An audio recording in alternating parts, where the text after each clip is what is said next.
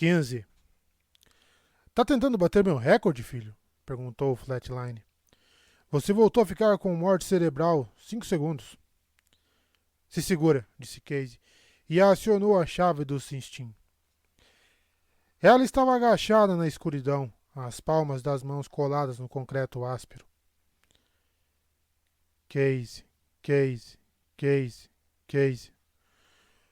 O display digital pulsava seu nome em alfanumérico. Era um intermute informando-a do link. Que bonitinho, ela disse.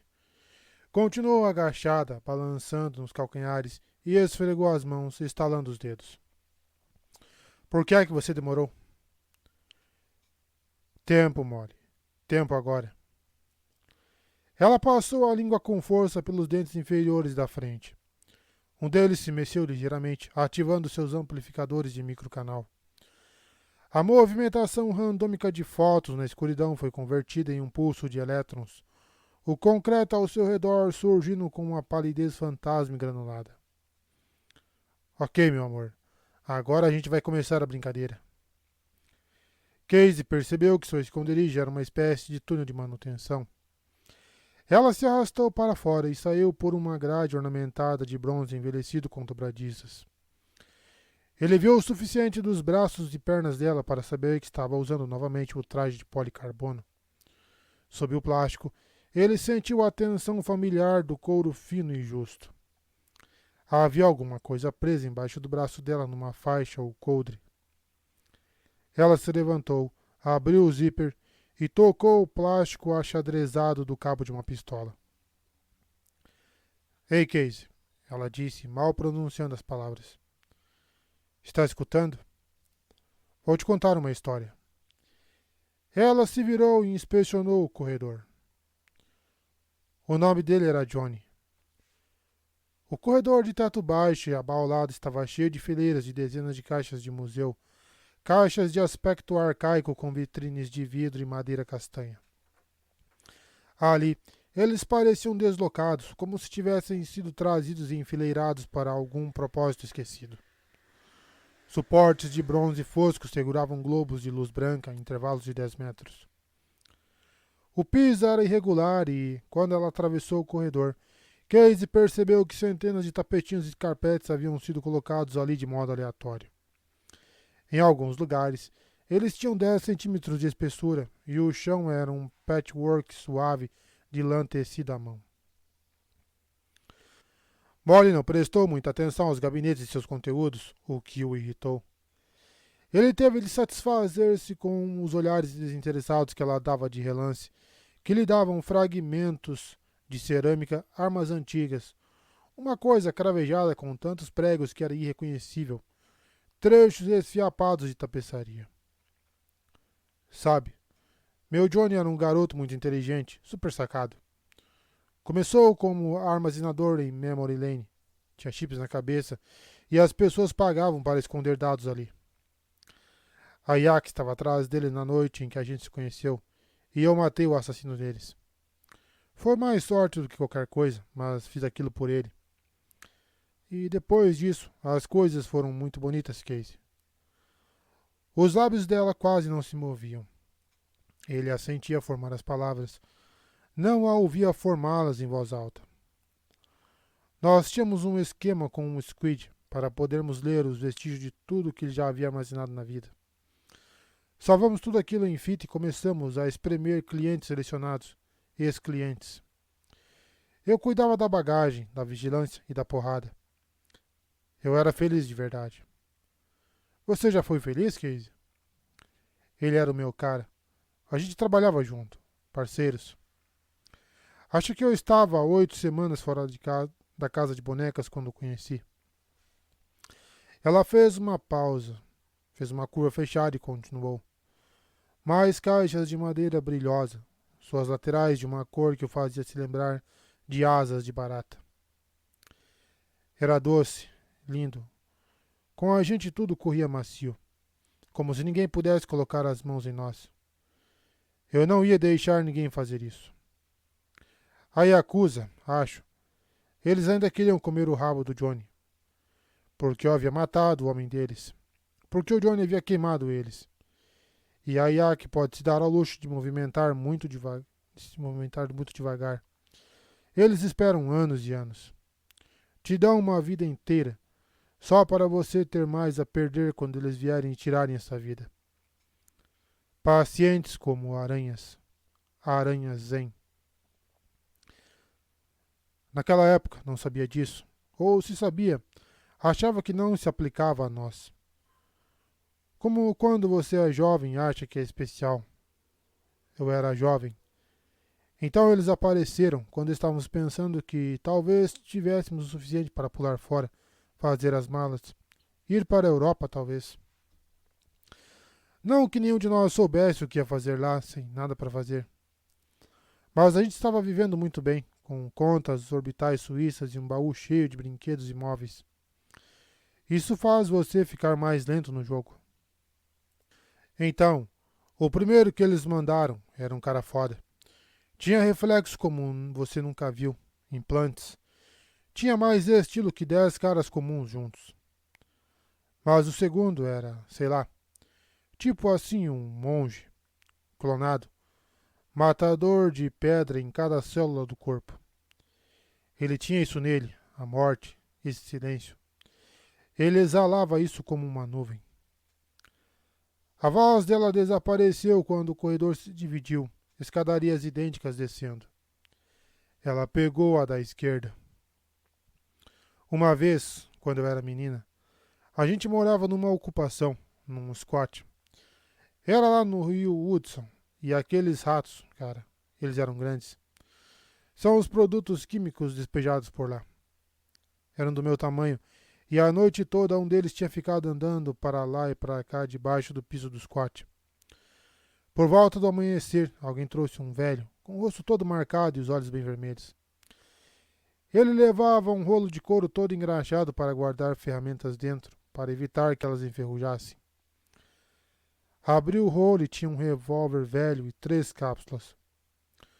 O velho colocou uma bala na arma. Aí começou a subir e descer pelo squat e a gente colado na parede. Andando por um lado e por outro. Cruzou os braços, abaixou a cabeça. Parecia que tinha esquecido da arma. Estava procurando ouvir o rato. A gente ficou muito quieto. O velho dá um passo. O rato se move. O rato se move e ele dá outro passo. Uma hora fazendo isso e de repente parece que ele lembrou da arma. Aponta ela para o chão, dá um sorriso e puxa o gatilho. Guardou tudo e foi embora. Mais tarde eu me esgueirei lá para baixo. O rato tinha um buracão no meio dos olhos. Ela estava vigiando os corredores selados que abriam a intervalos ao longo do corredor. O segundo, o que veio para pegar o Johnny, era tipo esse velho. Não era velho, mas era desse jeito. Era desse jeito que ele matava. O corredor se ampliou. O mar de tapetes ricos ondulava suavemente sobre um candelabro enorme, cujo pingente de cristal mais baixo quase tocava o piso. Cristais tilintaram quando Molly entrou no hall.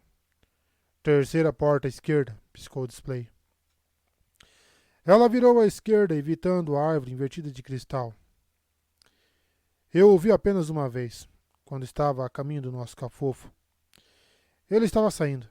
Nós vivíamos num espaço de fábrica convertido, com muito pessoalzinho novo saído da Cincinnati, tipo assim. A segurança era muito boa para começo de conversa, e eu havia instalado umas coisas bem fodaças para terminar de isolar tudo. Eu sabia que Johnny estava lá em cima, mas aquele cara baixinho chamou minha atenção quando saiu. Não disse uma palavra. A gente apenas olhou um para o outro e eu soube. Um cara baixinho comum, roupas comuns, nenhum orgulho, humilde. Ele olhou para mim e entrou num bicitaxi. Eu soube. Subi e Johnny estava sentado numa cadeira ao lado da janela, com a boca ligeiramente aberta, como se tivesse acabado de pensar em dizer alguma coisa.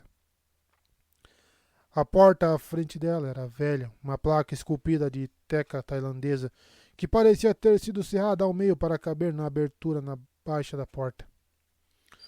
Uma fechadura mecânica primitiva, com um rosto de aço inoxidável, havia sido instalada sob um dragão cheio de curvas. Ela se ajoelhou, retirou um rolinho de chamois preto de um bolso interno e selecionou um palito da espessura de uma agulha. Depois disso, não encontrei mais ninguém que valesse a pena. Ela enfiou o palito e trabalhou em silêncio, mordiscando o lábio inferior. Parecia confiar somente no toque. Seus olhos perderam o foco e a porta era um borrão de madeira clara. Casey ficou ouvindo o silêncio do hall, pontuado pelo tintar suave do candelabro. Velas? Straylight era toda errada. Ele se lembrou da história que Cat havia contado sobre um castelo com lagos e lilazes e as palavras educadas de Jane recitadas musicalmente pela cabeça. Um lugar que cresceu por dentro. Straylight tinha um cheiro suave de bolor, ligeiramente perfumado, como uma igreja. Onde estavam os Tessier Ashpools? Ele havia esperado uma colmeia clean de atividade disciplinada, mas Molly não vira nada disso.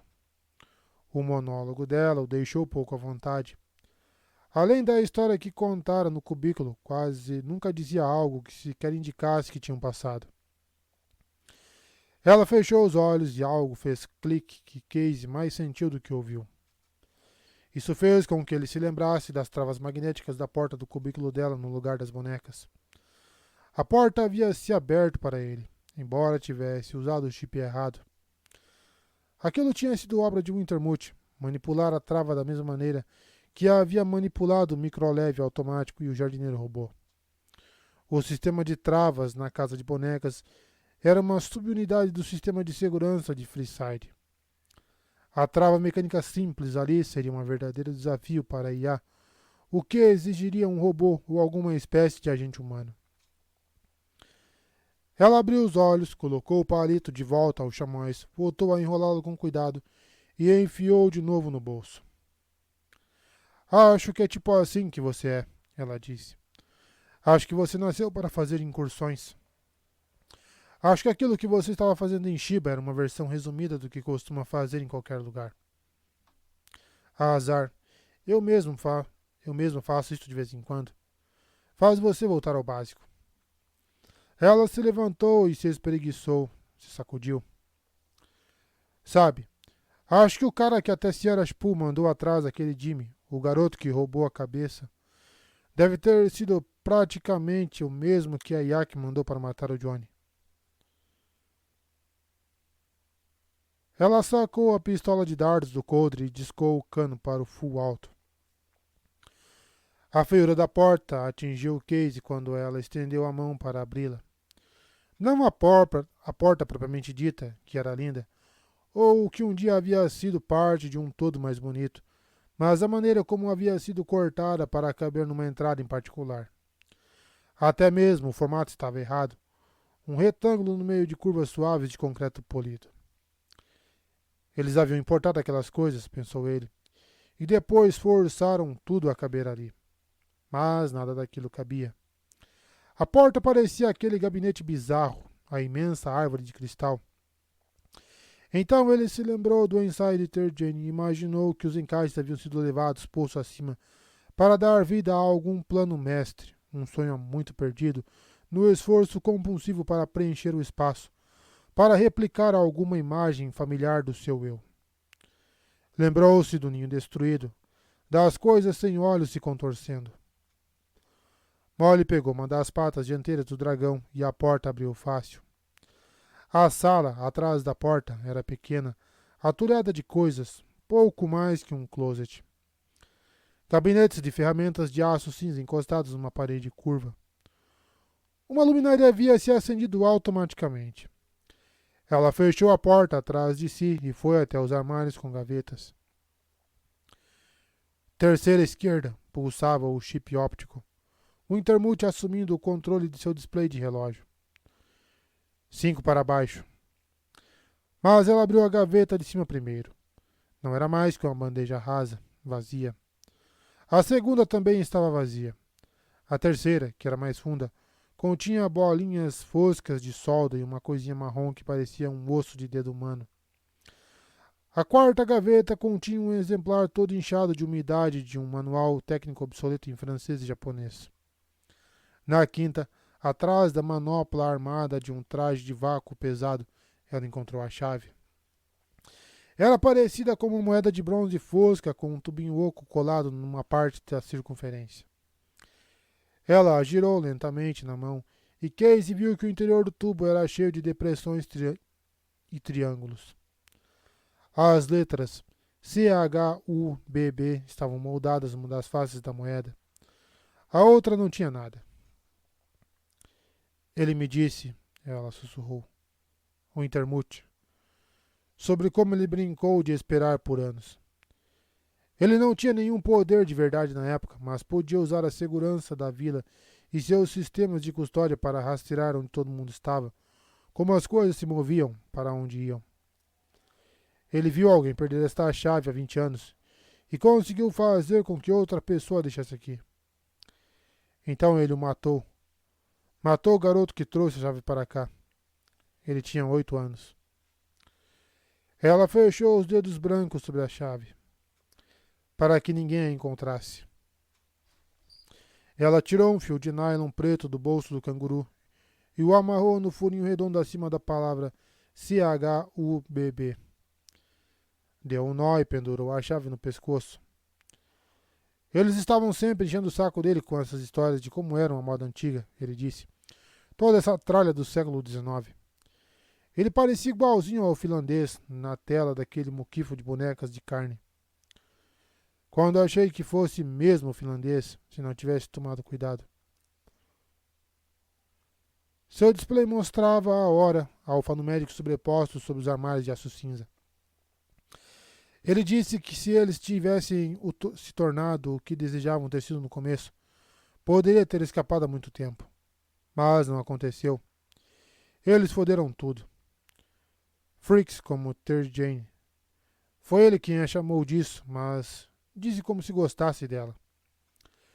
Ela se virou, abriu a porta e saiu, a mão roçando o cabo marcado da pistola de dardos. Casey flipou. O Kwang 11 estava crescendo. Dixie, você acha que esse negócio vai funcionar? Macaco gosta de banana? O Flatline o fez passar por camadas de arco-íris de deslocamento. Eu lembro dessa cena do jogo. Alguma coisa escura estava se formando no núcleo do programa chinês. A densidade de informações sobrepunha... Oh, caramba, minhas costas. Sobrepujava o tecido da matriz, disparando imagens hipnagógicas. Tênues ângulos caleidoscópicos centravam-se num ponto focal preto e prata.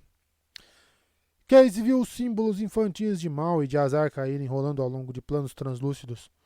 Suásticas, caveiras de ossos cruzados, dados com olhos de serpente piscando. Se olhasse diretamente para aquele ponto nulo, nenhum contorno se formaria. Ele precisou de uma dezena de olhadas periféricas rápidas antes de descobrir o que era. Uma espécie de tubarão, reluzindo como obsidiana, os espelhos negros de seus flancos refletindo luzes distantes, fracas, que não tinham nenhuma relação com a matriz ao seu redor. Este é o ponto exato, disse o construto. Quando o Kwang estiver cravado e apertadinho dentro do núcleo Tessier-Ashpool, vamos cavalgar essa até o final.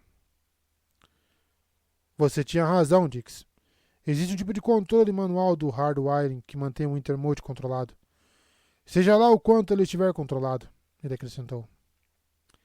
Ele, disse o construto. Ele. Cuidado com isso. É uma coisa. Eu tenho que ficar repetindo? É um código, uma palavra, ele disse. Alguém precisa pronunciá-la em um terminal elaborado num quarto determinado, enquanto cuidamos do que quer que esteja esperando por nós atrás desse ICE. Bom, você tem tempo para matar, garoto, disse Flatline. O Kwang velho de guerra é lento, mas confiável. Casey se desconectou. Direto nos olhos de Mayokun. Tu tava morto aí, irmão? Acontece, ele disse. Já estou ficando acostumado. Tu tá brincando com as trevas, irmão. É o único jogo da cidade, ao que parece. Jalov, Casey, disse Mael-kun, e voltou ao seu módulo de rádio. Casey ficou olhando os dreadlocks embaraçados, os músculos encordoados nos braços negros do homem. Voltou a se conectar e flipou. Molly estava correndo por um corredor que poderia ter sido aquele que percorrera antes. As caixas com vitrines de vidro haviam desaparecido, e Casey deduziu que eles estavam seguindo em frente, na direção da ponta do fuso. A gravidade estava ficando mais fraca. Num instante, ela estava pulando suavemente sobre colinas de tapetes. A perna dava umas fisgadas de leve. O corredor ficava cada vez mais estreito, curvado, e se dividiu. Ela tomou o caminho da direita e começou a subir um lance de escadas incrivelmente íngreme, a perna já começando a doer. No alto, cabos amarrados em maços abraçavam o teto da escadaria como glânguios com códigos de cores. As paredes tinham manchas de bolor.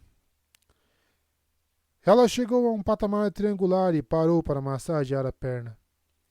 Mais corredores estreitos, as paredes com tapetes pendurados. Eles se dividiam em 3 direções. Esquerda, ela deu de ombros. Deixa eu dar uma olhada ao redor, ok? Esquerda. Relaxa, tem tempo.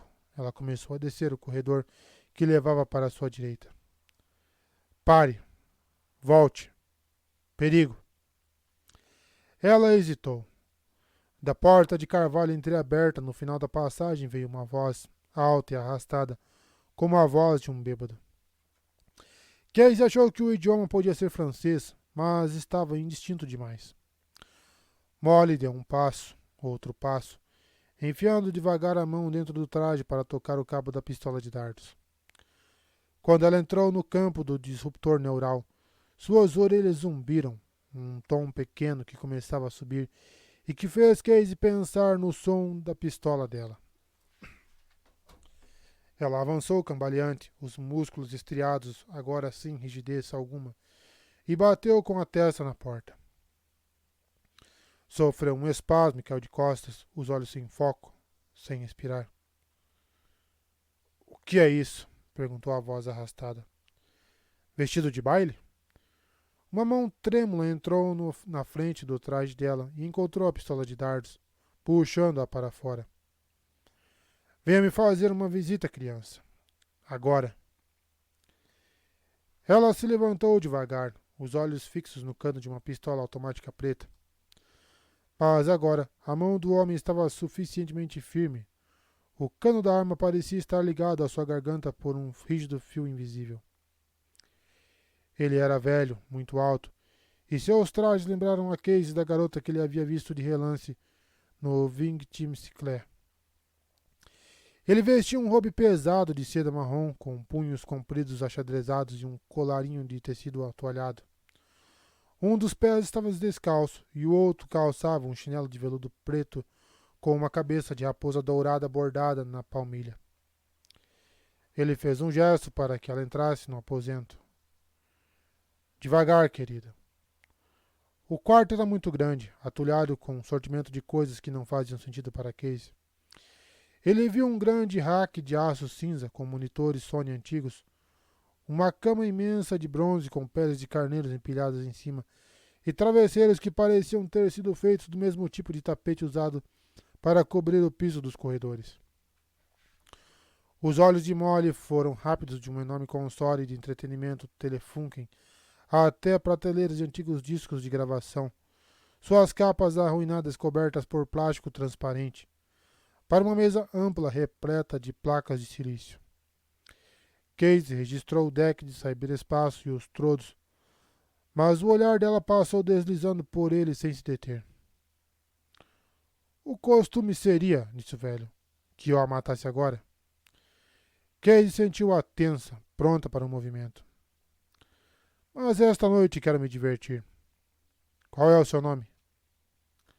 Molly. Molly. O meu é Ashpool. Ele voltou a afundar na suavidade cheia de vincos de uma enorme poltrona de couro com pernas de cromo quadradas, mas a arma não vacilou nem por um segundo. Ele colocou a pistola de dardos em cima de uma mesa de bronze ao lado da cadeira, derrubando um frasco plástico cheio de pílulas vermelhas. A mesa estava repleta de frascos, garrafas de bebidas alcoólicas, envelopes de plástico mole que derramavam pozinhos brancos. Casey notou uma antiga seringa hipodérmica de vidro e uma colher de aço simples. Como é que você faz para chorar, Molly? Estou vendo que seus olhos são bloqueados. Estou curioso. Os olhos dele eram avermelhados, a testa reluzia de suor. Ele era muito branco. Doença, deduziu Casey. Ou drogas. Não costumo chorar muito. Mas você choraria se alguém fizesse você chorar? Eu cuspo, ela disse. Os dutos lacrimais são desviados para minha boca. Então você já aprendeu uma lição importante para uma pessoa tão jovem. Ele repousou a mão que segurava a pistola sobre o joelho e apanhou uma garrafa na mesa ao seu lado, sem se preocupar em escolher entre a meia dúzia de bebidas alcoólicas diferentes. Ele bebeu conhaque. Um fio do líquido escorreu pelo canto de sua boca. É assim que se lida com as lágrimas. Ele tomou mais um gole. Esta noite estou ocupado, Molly. Eu construí isto tudo e agora estou ocupado, morrendo. Eu posso sair por onde vim, ela disse. Ele riu, um som alto e rascante. Você se intrometeu em meu suicídio e depois pede simplesmente para sair? Ora, você me surpreende, uma ladra. O cu é meu, chefia, e é tudo o que eu tenho. Só quero sair daqui inteira. Você é uma moça muito grosseira. Aqui, suicídios são realizados com um certo nível de decoro. É isso que estou fazendo, entende? Mas talvez a leve comigo esta noite, direto para o inferno. Seria bem egípcio da minha parte. Ele tomou mais um gole. Venha cá. Ele estendeu a garrafa, a mão trêmula. Beba. Ela balançou a cabeça. Não está envenenada, ele disse, mas tornou a colocar o conhaque em cima da mesa. Sente. Sente-se no chão. Vamos conversar. Sobre o quê? Ela se sentou. Casey sentiu as lâminas se moverem, muito devagar, abaixo das unhas. O que vier à cabeça? A minha cabeça. A festa é minha. Os núcleos me acordaram há 20 horas. Alguma coisa estava acontecendo, eles disseram, e eu era necessário. Era você essa alguma coisa, Molly? Certamente eles não precisam de mim para cuidar de você. Alguma outra coisa. Mas eu estive sonhando, sabe? Por 30 anos. Você ainda não era nascida quando me deitei para dormir pela última vez. Eles nos disseram que não sonharíamos com esse frio. Eles nos disseram que também não sentiríamos frio. Loucura, Molly. Tudo mentira. É claro que sonhei. O frio deixa o lado de fora entrar. Foi isso. O lado de fora. Toda uma noite lá fora. Construí isso para nos escondermos dela. Só uma gota, no começo. Um grão de noite vazando para dentro, atraído pelo frio. Outros vieram, enchendo minha cabeça do jeito que a chuva enche uma piscina vazia. Lírios Calas, eu me lembro. As piscinas eram de terracota, as enfermeiras todas de cromo. O jeito como as pernas delas refletiam o pôr do sol nos jardins. Eu sou velho, Molly. Mais de 200 anos, se você contar o frio. O frio. O cano da pistola subiu rapidamente, vacilante. Agora os tendões das coxas dela estavam duros como cabos esticados. Você pode ter queimadura de frio, ela disse com cautela. Ali nada queima, ele disse impaciente, abaixando a arma. Seus poucos movimentos eram cada vez mais esclerosados. Sua cabeça balançava para frente e para trás. Ele precisava fazer um esforço para impedir esse movimento. Nada queima. Agora eu me lembro. Os núcleos me disseram que nossas inteligências estão loucas. E todos os bilhões que pagamos há tanto tempo. quando as inteligências artificiais ainda eram um conceito arrojado. Eu disse aos núcleos que daria conta disso. Que hora ruim com 8 Jane lá embaixo em Melbourne e apenas nossa querida Ter Jane tomando conta da loja. Ou talvez seja uma hora muito boa. O que você acha, Molly? Ele tornou a levantar a arma. Algumas coisas estranhas estão acontecendo agora na Vila Straylight. Chefia, ela perguntou a ele. Você conhece o Intermute? Um nome? Sim. Para a conjura, talvez. Um Lorde do Inferno, com certeza. Na minha época, cara mole, eu conheci muitos lords. E não poucas ladies. Ora, uma rainha da Espanha, certa vez, naquela cama ali. Mas estou divagando. Tossi uma tosse molhada. O cano da pistola sacudiu com suas convulsões. Cuspiu no tapete perto de seu pé descalço. Como tenho divagado, através do frio. Mas, em breve, não mais. Mandei descongelar uma Jane quando acordei. Estranho se deitar a intervalos de algumas décadas com o que legalmente equivale a sua própria filha. Seu olhar passou direto por ela e foi até o rack de monitores apagados. Deu a impressão de ter estremecido. Os olhos de Marie France, ele disse bem baixinho e sorriu. Nós fazemos com que o cérebro se torne alérgico a determinados neurotransmissores, o que resulta em uma imitação peculiarmente convincente de autismo. A cabeça dele balançou para o lado, já recuperada. Pelo que sei, hoje o efeito é obtido mais facilmente com um microchip embutido. A pistola deslizou de seus dedos e quicou no carpete. Os sonhos crescem como o gelo lento, ele disse. Seu rosto tinha uma tonalidade azulada. A cabeça afundou de novo no couro da poltrona e ele começou a roncar. Ela se levantou e agarrou a arma. Com a automática de Ashpool na mão, vasculhou o aposento inteiro. Ao lado da cama, formando uma pilha, achou uma grande colcha de retalhos sobre uma enorme poça de sangue coagulado, espesso e brilhante, sob as paradornagens dos tapetes. Levantando um canto da colcha, achou o corpo de uma garota, os ombros e o colo encharcados de sangue. Sua garganta havia sido cortada. A lâmina triangular de alguma espécie de raspador brilhava na poça escura ao lado dela. Molly se ajoelhou, tomando cuidado para evitar o sangue, e virou o rosto da garota morta para a luz. O rosto que Casey tinha visto no restaurante. Um clique, bem no fundo da própria essência das coisas, e o mundo ficou congelado. A transmissão de Cindy Molly havia se tornado um frame parado, e então o rosto morto foi alterado, e se tornou o rosto de Linda Lee. Outro clique, e o quarto ficou borrado. Molly estava em pé, olhando para um laserdisc dourado ao lado de um pequeno console no tampo de mármore de uma mesinha de cabeceira.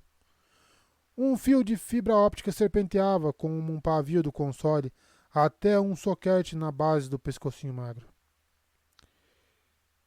Eu tenho o seu número, seu filho da puta, disse Casey, sentindo seus próprios lábios se movendo em algum lugar muito longe dali. Ele sabia que o Intermute havia alterado a transmissão.